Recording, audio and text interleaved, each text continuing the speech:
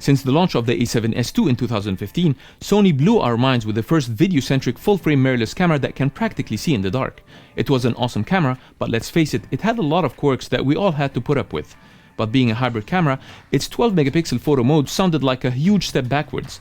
Then the battle of 6K ignited last year with the revolutionary Blackmagic Pocket 6K, followed by other equally impressive and reliable cameras such as the Panasonic full-frame video monster, the S1H. Then came the most recent Canon R5, raising the bid to 8K, but sacrificing reliability in the process, embarrassing itself and tarnishing Canon's name that used to be synonymous with reliability. With that high-resolution battle raging, I bet many of us were expecting the A7S III to come back with at least 6K to dominate the market on all fronts. But in this 6 and 8K world, Sony stood its ground and against all odds, blew our minds once again with nothing but a 4K sensor, gambling one more time with its 2015 winning formula of full frame and low light performance, stepping away from the high-resolution battle and focusing on getting filmmakers what they needed, which in fact is easier to achieve with a 4K sensor than with a 6K sensor. But that comes with a price. In this episode, I'll share with you 5 major points to consider before buying an amazing 4K camera in an 8K world. But before I do, if you stick around to the end of the episode, the awesome people at Artlist and Artgrid are offering us 2 free months instead of 1 with every subscription when you use the affiliate link in the description. Here's a short shameless plug. You can find original footage of my work available for download on Artgrid, all in both graded and original log colors. So why not?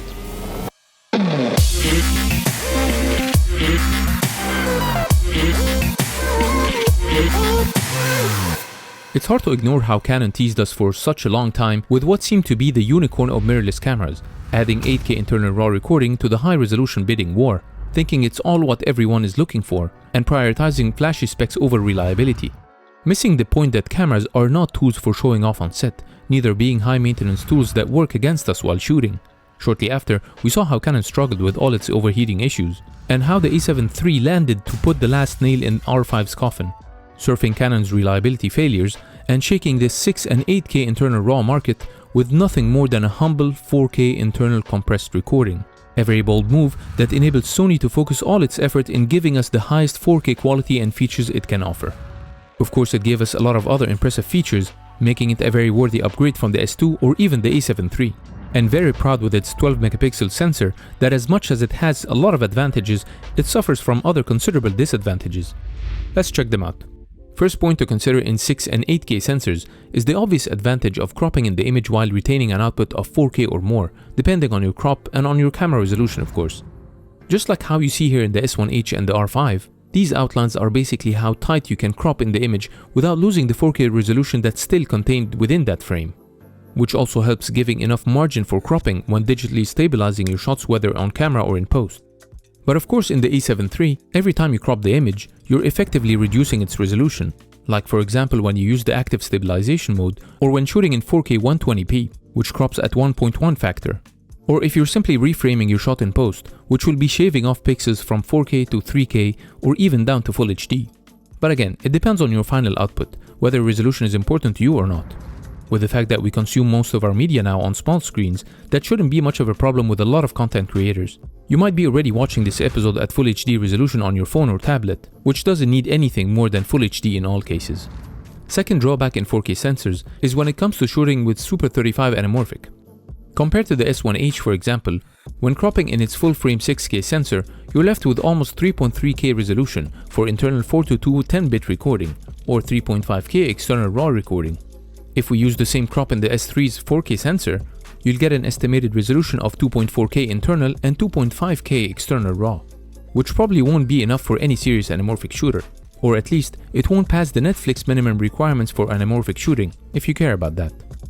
This is all hypothetical of course, since the S3 doesn't have any anamorphic option unfortunately, despite the fact that it's Sony's flagship video-centric mirrorless, like it can't get any more pro than this in its A7 lineup. I know that probably a lot of filmmakers don't care about this, but it's a good option to have in case you need a proper 2x anamorphic, not the 1.33x that can work on a 16:9 sensor. I hope Sony considers enabling this feature in future firmware updates though. It's better to have it in low-res than not to have it at all. The third drawback in the A7S III is the absence of 4K oversampling option. If any, it would be restricted to Full HD. In case you didn't know, oversampling is the process of condensing high resolution such as 6K or 8K to a smaller 4K or even a Full HD image. the result will have a higher color and detail quality compared to shooting natively on a 4K or Full HD sensor. That's what the Canon R5 did when it used its full sensor to create a 4K image and called it 4K HQ, and it's what the S1H just called full frame 4K or full frame Full HD. Keep in mind that Sony is already a great advocate of oversampling. It used it in its latest pro-level FX9 camera, which is advertised as a 6K camera, but not surprisingly branded as 4K, since it's restricted to outputting an oversampled 4K image from its 6K sensor, meaning you cannot shoot 6K on this 6K sensor. Also on the FX9's website, it stood behind this choice by saying, oversampling ensures image quality beyond the limits of the conventional Super 35mm sensors, basically endorsing oversampling as a perfect method to offer high quality picture. But this advantage in quality offered by oversampling has a major flaw. It requires a lot of processing power that will drain the camera's battery faster and most of all, result in overheating. The reason why the S1H effectively countered this with an internal fan on its side to ensure delivering the best image quality without any concerns about interruptions from overheating, while the R5 opted out from any effective heat dissipation solution, but instead chose to offer you two options. Each is worse than the other in my opinion. First, if you're choosing a normal 4K preset, the camera applies some sort of pixel binning, which is averaging the signal coming out of the 8K sensor by grouping and combining pixels or photosites informations to make up a 4K output. I personally find it as a cheaper way to reduce the resolution by throwing information away instead of using them to improve the quality. This huge waste of available data also causes the image to lose sharpness and in many cases causes artifacting and moire. Not sure if you've noticed, but I feel like Sony were trolling them in the S3 launch video, saying they implement a 4K full pixel readout without binning in all recording modes, which I salute them for it honestly. Now if you prefer to go for the only oversampled 4K option in the camera, the 4K HQ, as we all know by now, the camera would burn itself out and shut down after 20 minutes or less, with up to 2 hours of wait time to get back to record another full 20 minutes. A shocking fact that never ceases to boggle me. So let's bring the S3 and see where it stands in all this. It has a 4K sensor already, and as they just mentioned, it's producing 4K with a simple 1:1 pixel readout. So the only oversampling option would be when recording in Full HD. But the good news in all this, unlike other high-resolution contenders, by sticking to a 4K sensor and shooting at 4:2 10-bit, the S3 already produced great quality and preserved its processing power to improve in other areas, such as higher frame rates, which is obviously a key selling point in this camera, also allocated more processing power for faster autofocus and reducing rolling shutter, and a lot more stuff under the hood, all thanks to freeing the processor from the oversampling burdens. But as mentioned, when it comes to full-frame 4K images, and with color science out of the equation, oversampled image coming from the S1H and R5 or any other camera that oversamples to 4K would technically have better color and detail quality over the S3's 4K, but they would probably fall behind in areas that the S3 excels at. That difference in quality might not be very noticeable after all, and I promise you it won't be a deal breaker for most of us, but I know some technical shooters and DITs that would care about such detail. Last obvious disadvantage in having a 4K sensor is how it would affect your photography. Before becoming a filmmaker, I've been working professionally as a photographer for over a decade, an experience that significantly helped me shaping my visual style as I started venturing into filmmaking. I hope that would give you a bit of reassurance about my assessment about this camera's photo feature. So my first professional full-frame camera was the 5D Mark III, followed by the most recent Sony A7 III, both 22 and 24 megapixel respectively. And from my experience, 20 megapixel would be the minimum I can ever consider for a professional setup. I once tried to use the GH4 with its 16 megapixel sensor in a fashion project and I pretty much regretted it. The shooting experience was not bad, but I struggled with it in post when it came to retouching skins, also when selecting and separating fine details such as hairs from the background. And of course, cropping to reframe drastically dropped the resolution, so I realized I should just stick to my other higher megapixel cameras. With that said, anything below 20 megapixel in most cases would fall under the realm of amateur, hobbyist or just fun. And that's where the S3 sits unfortunately with its 12 megapixel sensor, which is pretty far from my personal 20 megapixel threshold. You might argue with what I mentioned before that almost everything we visually consume these days is viewed on small screens. But I can list a huge amount of reasons for using a high megapixel camera, such as billboards, magazines, point of sales, and most of all, clients who will unfortunately judge your value as a photographer by how high is your camera's megapixel count. Not to forget there are many specialized types of photography that require high megapixel counts by default, such as landscape, wildlife, architecture, and astrophotography, which would have been perfect for this camera with its awesome low-light performance. Also, you realize that some cameras push the high megapixel boundaries by introducing the pixel shift technology, which almost quadruples the native megapixel count of the camera. Like Sony's own A7R III, offering a staggering 170 megapixels from its 42 megapixel sensor, the Olympus EM1 Mark III offering 80 megapixel from its 20 megapixel, and Panasonic G9 offering the same as Olympus. Which makes me wonder why Sony didn't put this pixel shift feature in the S3. It would have turned its tiny 12 megapixel to a much more reasonable 48 megapixel. So please Sony, if you're listening, would you consider this in your next update? Don't worry, you won't hurt your A7 III or R series. Pixel shift has its limitations after all. Again, I always believe that it's better to have it than not to have it. Give us that choice. With that said, let's bring the current hybrid contenders with a good balance between photo and video features to see where the S3 stands. Starting with the S1H, this camera is packed with the most amount of video features a pro filmmaker can ever ask for. Except for high-speed full-frame 4K, as it only shoots 60p in Super 35 mode and 180 in Full HD, and that 180 is in low quality of 8-bit and 420. It also has great photo features with that 24 megapixel sensor, but falling behind badly with an unreliable and antiquated contrast-based autofocus. Something that plagued all Panasonic cameras unfortunately till today, which is a deal breaker for a lot of photographers and filmmakers alike, including myself. Then comes the Canon R5 and R6, coming at 45 and 20 megapixel sensors. They are considered as pro photo cameras with their flawless autofocus and high megapixel count. But unlike the S1H, despite the 8K internal RAW and high quality and specs they offer on paper, they have very questionable and very unreliable performances in video modes as we discussed before, which easily throws them out of the competition when it comes to professional filmmaking. Then comes the relatively old Sony's own A7 III. With a 24 megapixel sensor, it performs perfectly well as a photo camera with its awesome autofocus. The reason why I chose it to be my go-to photo camera at the moment, since my S1H lacks autofocus reliability. But it falls behind in the video department with 8-bit codecs that don't work well with the S-Log, as well as having outdated video specs such as maxing out at 4K at 30p, 8-bit 420, and mostly inefficient codecs. So now with the S3, it's like an updated pro video version of the A7 III, with 10-bit 422 codecs and high-speed recording at 4K, all supported with another awesome autofocus system. But as mentioned, I would never consider it in any professional photography setting honestly with this 12 megapixel sensor, no matter how beautiful its picture is. I would probably use it for shooting behind the scenes photos, making it a pretty expensive choice for that, or maybe just for social photography during my travels or time off, all of which won't require any large prints or even retouching. Moving on to the last point, low light sensitivity.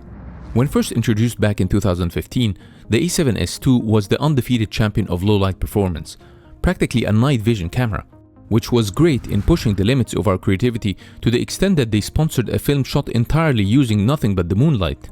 Pretty impressive, a first of its kind on a consumer level camera.